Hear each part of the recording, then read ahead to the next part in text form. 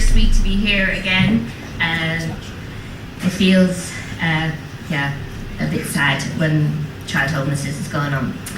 So I work in Trinity, I work in the Access programme, and year on year we get more and more homeless students who are living in emergency accommodation while they're studying and being parents. And one thing that strikes me about these homeless families is the parents' insistence on their children having a childhood. So they'll go to the playground, they'll go hang out in Trinity in the free spaces, take their kids to the National Art Gallery because there's a colouring place there on cold days. And I just think that love that these parents hang on to for their kids is just spectacular. So this poem is for my students and their children who are homeless. Now it's just a question of finding it. Of course, if you speak Fingerseas like I do, scallywagging means messing. Scallywagging. Between the Tolka and a disused quarry, we learn to cook a soup of puddle water and dandelions. We brew it in a discarded tin of council paint and stir it with windfall bits of twigs, sticks double as daggers. The longer ones are fingerless swords pulled from corduroy scabbards. Warrior queens in training, we batter away our unseen enemies. Thanks.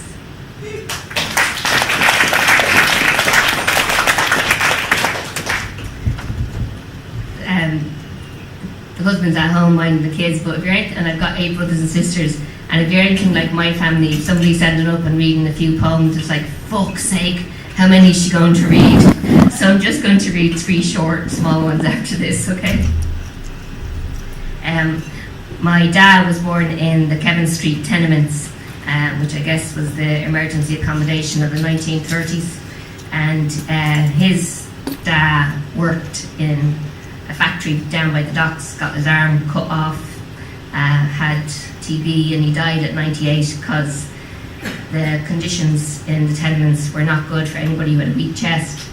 And children living in homelessness in Dublin in 2018 have the highest rate of upper respiratory infections than anybody else on this island. So I read that with these in mind. Night Watchman, photograph 1948. It's the only photograph we have of me granda. In darkness, you granda keep nicks from a photo-framed world. Your tired smile lingers on your sleeping family's doubt. Over a day's work, the gaffer's shout, the teacher's clout. The night sky helped, the plough and the stars unfurled. By day, your chiselers yearn to sit into your lap, cozy curled, or wanted a chase from the man with the fee-fi-fo-fum mouth, until the fun ended with one of your blue-lit coffin bouts. Outside the tenement, oak leaves gale fluttered and steady whirled. Nanny dreams the length of you beside her, one-armed and lanky. She'd not mind the scourge of your cough, the sheets slack with fever, the sopping snot rods you tried to hide in your badly fitted prosthetic fist, or the wild garlic tea she steeped for you that made you smell manky. She'd endure everything, anything, as long as you did not leave her. Factory days mangled you. You downed tools and watched night shift. Thanks.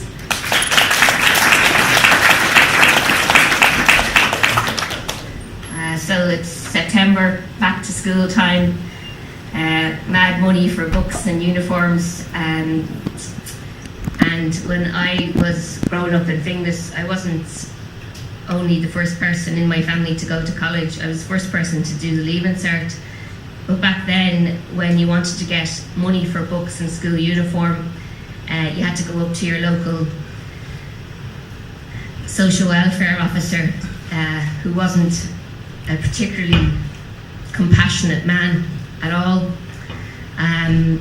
So in my house, my mother and her sisters practiced the two faiths. They are Christian, but they're also pre-Christian, so we would celebrate Wiccan holidays.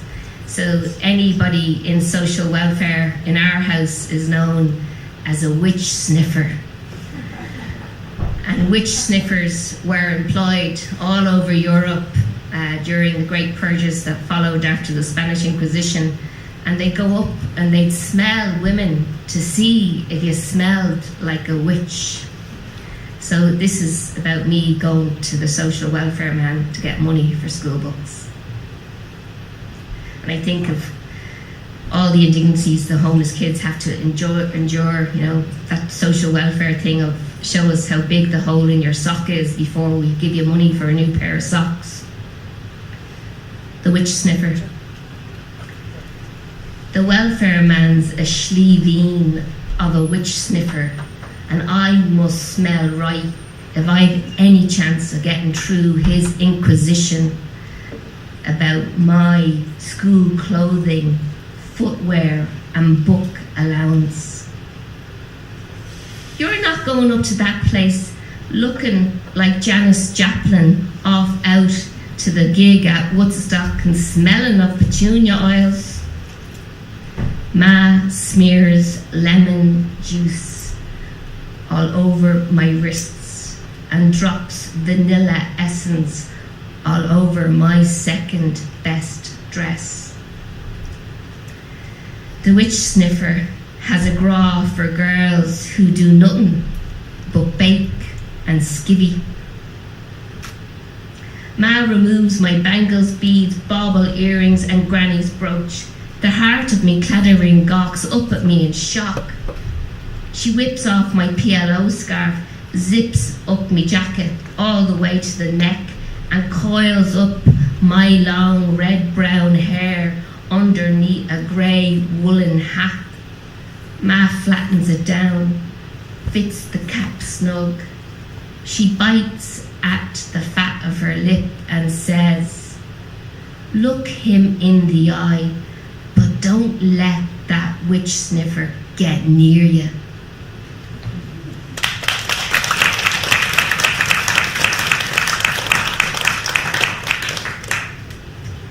So I tell my students that they have to learn poetry because a good love poem will always get you the ride. And I always get loads of students in my poetry class, so that tells you how horny the fuckers are. But anyhow, one of the things I am amazed by the homeless families I've got to know over the years, and they come to some of my creative writing workshops, is the romance that keeps going between partners and lovers, despite the indignities of homelessness. So I'll read a love poem to salute that love that keeps going. Lunasa. Mid-August, we wanna walk grass trails. I long for me where in a rare Dublin field. Come here till I show you. Few know about this place. I guide you to the remnants of our local ring fort. A mound of grass, vetch and buttercups. Sticky backs, closed flowers. Oak trees silhouetted in street lights. We're hidden and kiss like mad things.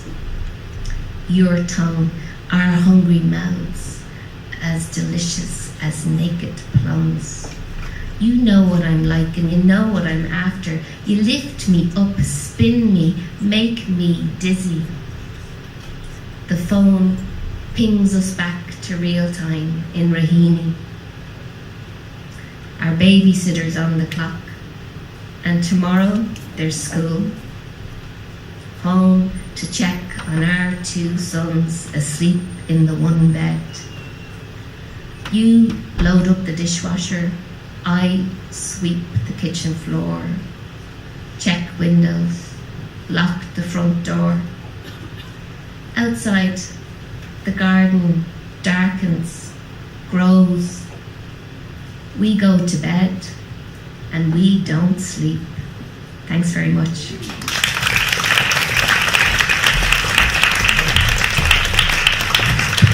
Thank you very much, Rachel Hegarty.